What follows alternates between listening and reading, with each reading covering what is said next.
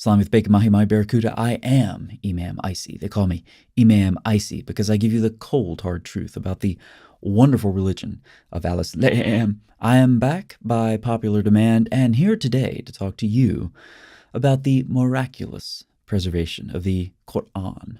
This is truly one of the areas that Islamophobes attack most. For centuries, we Muslims have known that we have one miraculously preserved Quran, perfectly preserved to the word, letter, and dot. We know all this, yet Islamophobes continue to attack. In this video, I'm going to tell you what to think about the miraculously preserved Quran by giving you some opinions of prominent Muslim voices who have influenced me over the years. Voices you can trust. But I'm going to do more than that. I'm also going to give you some examples of how Islamophobes will try to undermine your faith in the miraculous Quran. So let's begin. The most important thing to know before we start is there is one perfectly preserved Quran with no variants. There's no need to think deeply or critically about this issue. Such thinking can result in doubt. Qalun or Duri or other readings are not different Qurans. They are one text being read slightly differently. All of those variants, all of those slight variants are directly traceable back to the Prophet. And this is where the scholars have this opinion that they actually originate in the ahruf, those 7 modes. Got you. So these slight variations of readings of the same text of the Quran, which we saw on the screen from the 1st century, originate in those 7 modes. This is one of the opinions. And scholars have many other opinions on the nature of ahruf and their relation to the Qira'at. Notice how the pseudo-scholar disguised as a Muslim is actually undermining the faith of Muslims. He names multiple Qurans or types of Qurans or whatever, but then says that they're the same Quran. So 1 plus 1 plus 1 plus however many ones equals 1. Are Muslims doing math like the Christians now? And then he says something about ahruf. Nobody even knows what that is. And why do Muslim scholars have different opinions on these things, supposedly? How can perfect preservation have different opinions? Finally, it doesn't help at all to talk about variants and then correct yourself to say small variants. All of those variants, all of those slight variants. No, wallahi, there is one perfectly preserved Quran. There are no variants, but this is just an example of the types of things that you'll hear these days. Now, take it from a real Muslim authority. The Muslim claim has been for the last 14 centuries that the Quran is absolutely word by word preserved. If music wasn't forbidden in Islam, that would be music to my ears. For the last 14 centuries, it's been the Quran, not multiple Qurans, and it's word for word preservation. Wherever you go in the Muslim world, it's the same. It always has been. There are no other scholarly opinions. There are no variants. It's as simple as that. That is the standard. We can call it the standard narrative for short. Now, we could end the video here. We've made our point.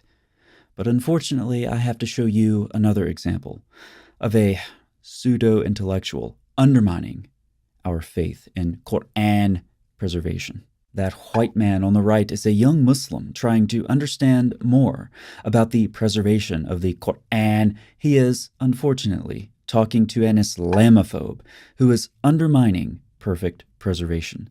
Let's listen in. If you have a word, Malik and Malik.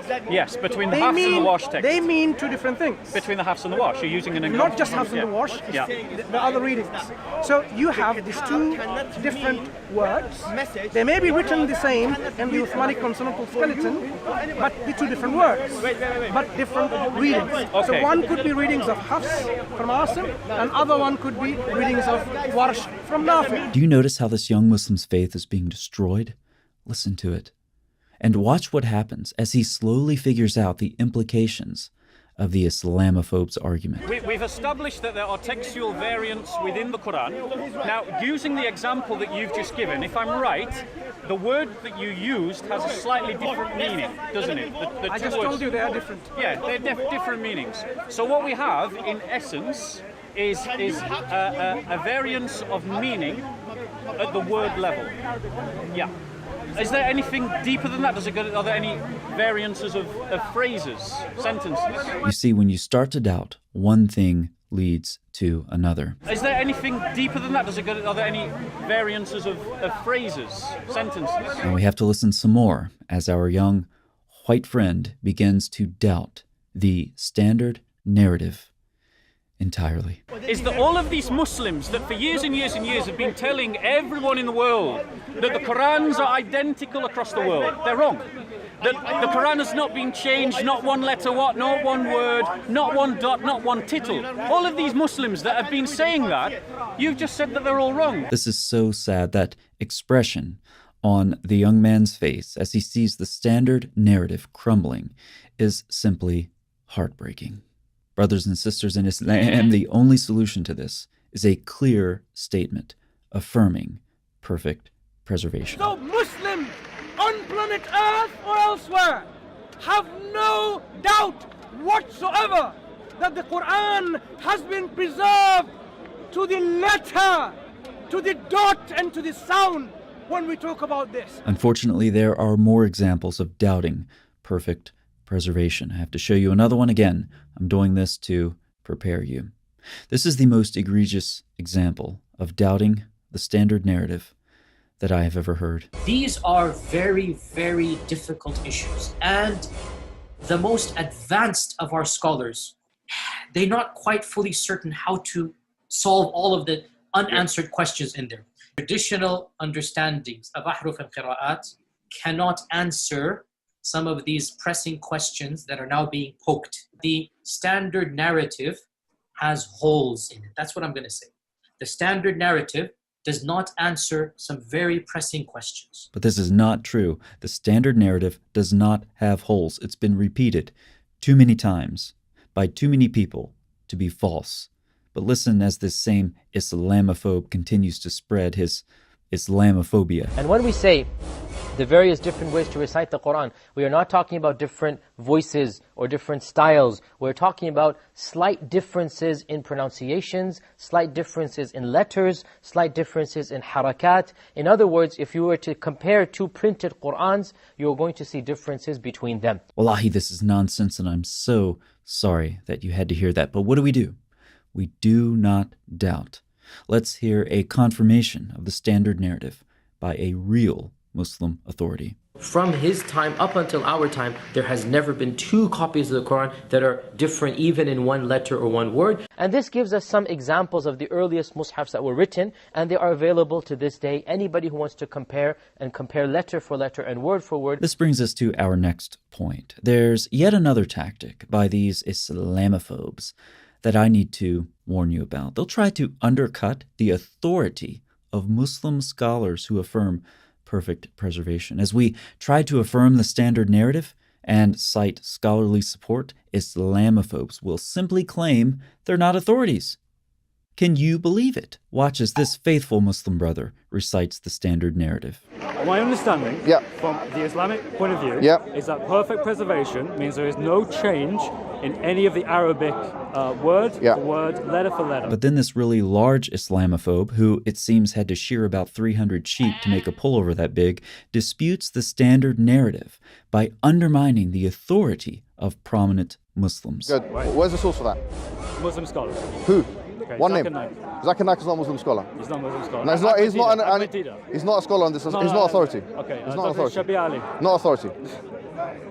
I'm just going to keep naming scholars. You're going to go, not an authority. They're not an authority. So suddenly, after 1,400 years, we can't trust the authority of Muslim scholars? For shame. But you know what to do when we encounter Islamophobes like this. Recite the standard narrative that we know to be true. The Quran has been preserved, we believe, since the time of the Prophet till now. Word for word, letter for letter, haraka or vowel sign for vowel sign. This has been admittedly a difficult video. We've seen the sad face of a Muslim who was presented information that contradicted the standard narrative. We've heard numerous Islamophobes trying to make a simple concept like perfect preservation more complex, as if it's not even real.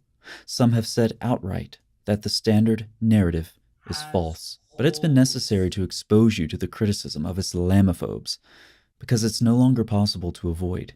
People are increasingly calling into question miraculous preservation. So when you encounter this criticism, remember, recite the standard narrative. That is what you can put your trust in.